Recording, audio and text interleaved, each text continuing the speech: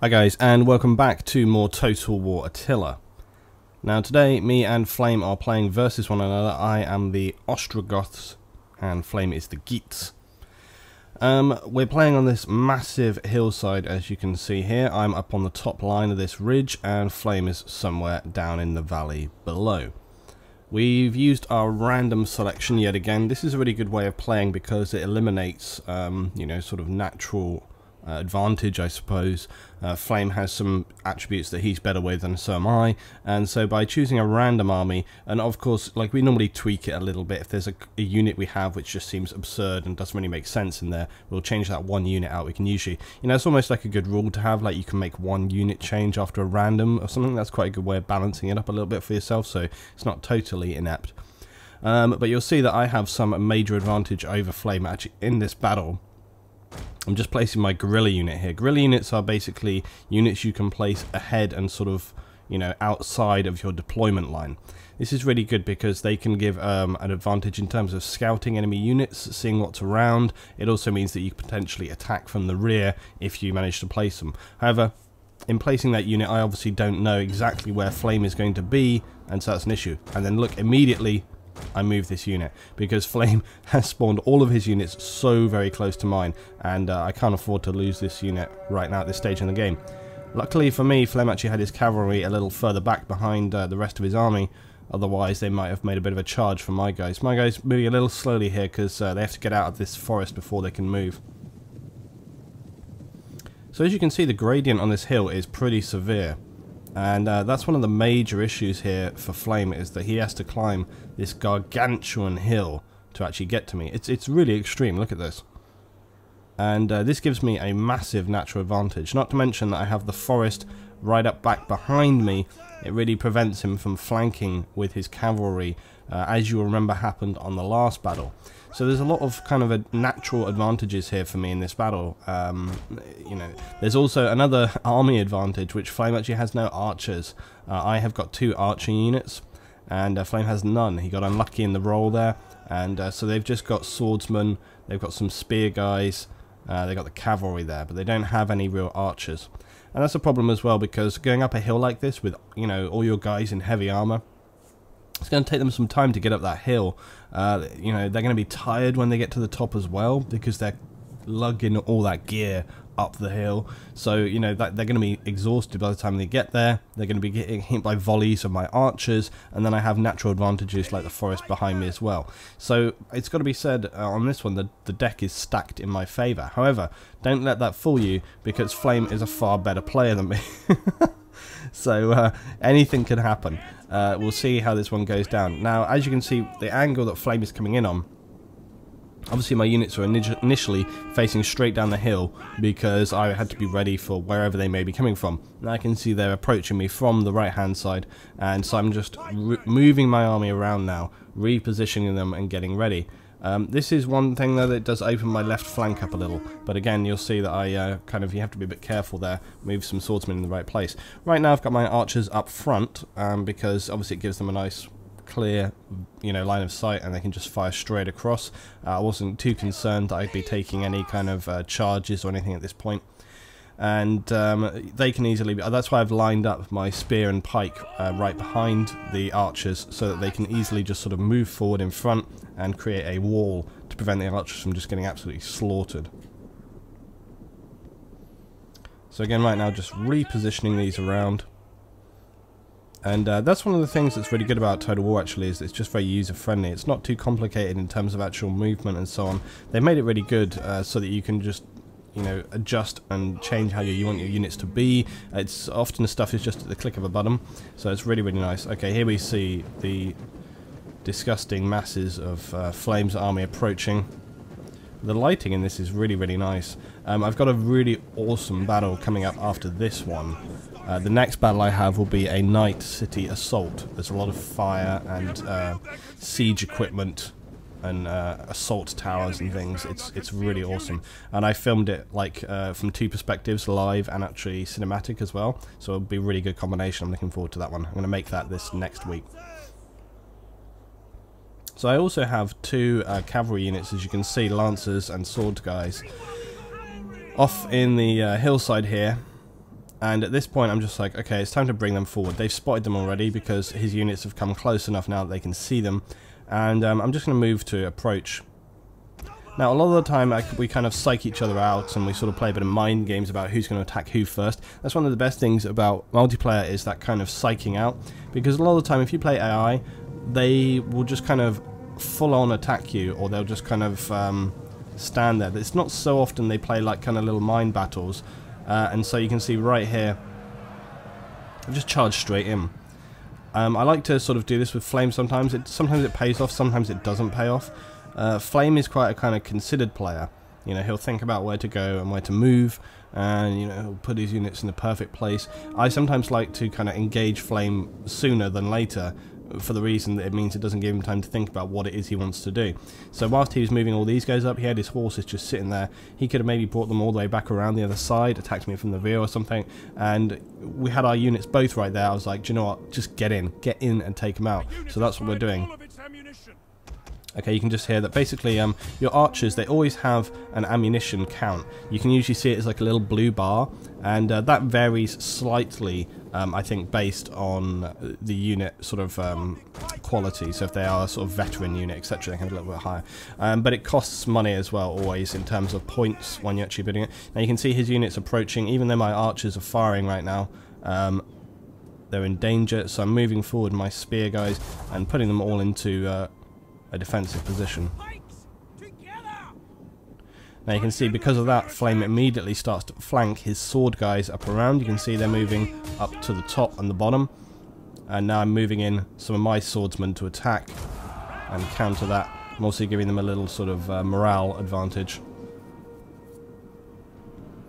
A lot of your units have kind of like special cooldowns, and your general often has like a special ability in which he can kind of like rally units, instill fear in the enemy, like a war cry or something like that. So that's quite a good tool to be able to use at key moments as well. Another thing is that, as you can see, both of our armies, you don't necessarily want to just charge everybody in a massive sort of melee slaughter right from the beginning. You can see I keep a couple of units behind my general specifically.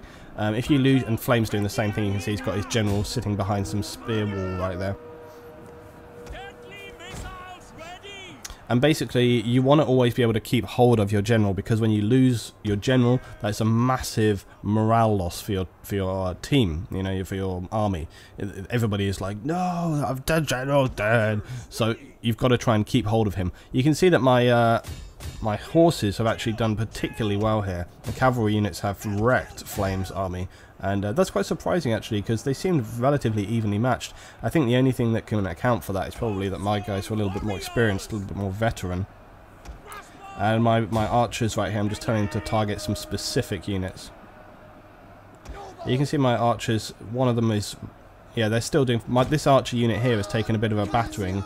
They've actually taken a bit of damage, and they're not doing too good. The ones in the middle right there. The archery team at the bottom, they're doing much better. And they've still got plenty of ammunition. So I need to start sort of gathering my horses together in a minute. I've got 3 units still. I need to bring those back around. However, I do make a stupid mistake, which you'll see in a minute. I don't actually, you know, it's funny, when you watch stuff back, you always kind of look at it with a completely different perspective. You have a different, more critical eye when you watch footage back, and I get that with Battlefield, and I get that with other games. You know, you watch it back and you're like, huh, why did I do that? I didn't know. And what I do here is I grab all my cavalry stuff and I bring them back over. Now Flame's got a couple of one spear unit here, and actually just goes to show how powerful these units can be against the right class. With a lot of things, you know, when you have units versus different units, a lot of the time it really can be kind of like a rock, paper, scissors deal. You can see right now that my swordsmen here at the bottom are attacking Flame's spear. Sword versus spear is actually generally not too bad, especially if your guys are reasonably experienced. They should be able to hold their own and have, like, you know, hopefully a win there if they're even like maybe 1 rank above. Horses versus spear and pike is obviously not a good combination. And then you've got various other units like the sort of axe guys, skirmishers, and different things like this. Yeah, they've lost one of our units right there. You can see Flame has got sort of 3 of his main units there together in one big bundle, and they're sort of just grinding it out against my guys.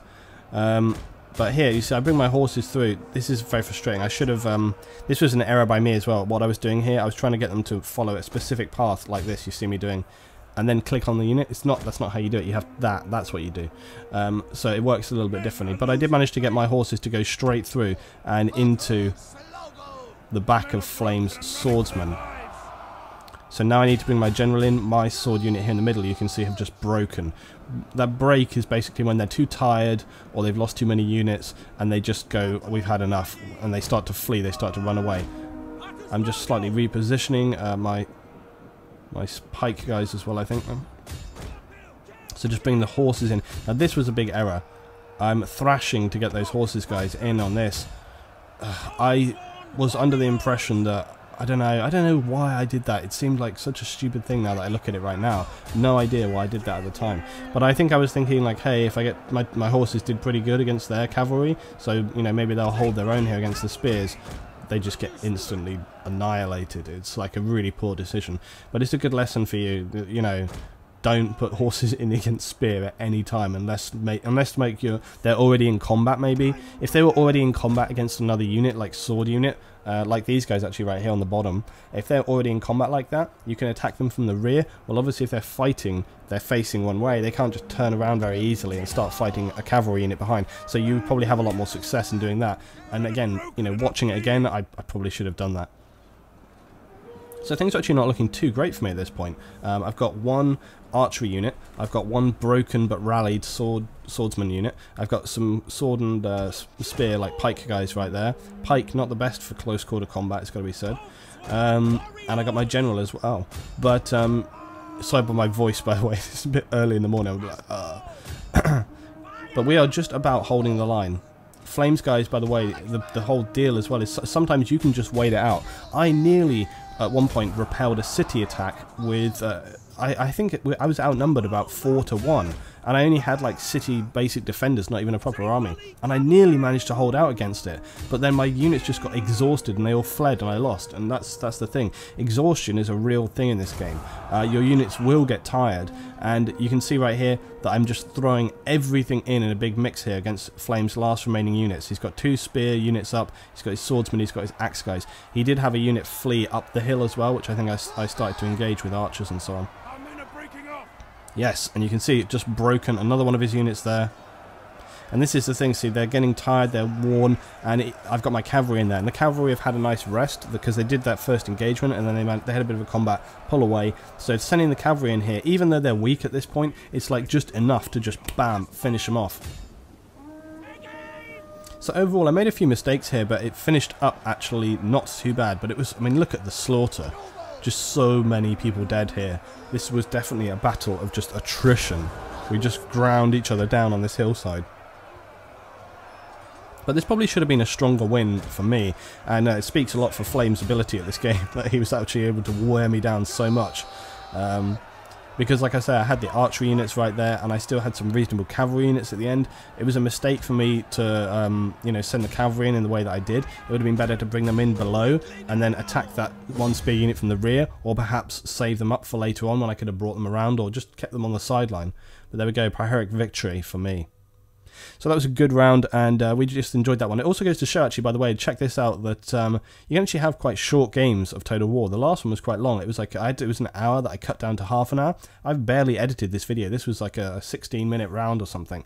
Really not very long. So you can have fast rounds and still have good gameplay in Total War. So thanks for watching today, guys. Hope you enjoyed very much, and join me next time for some more medieval slaughter in Total War Attila. It's going to be a great one, actually. City assault at night. Come join us then. Thanks for watching, guys. See you next time.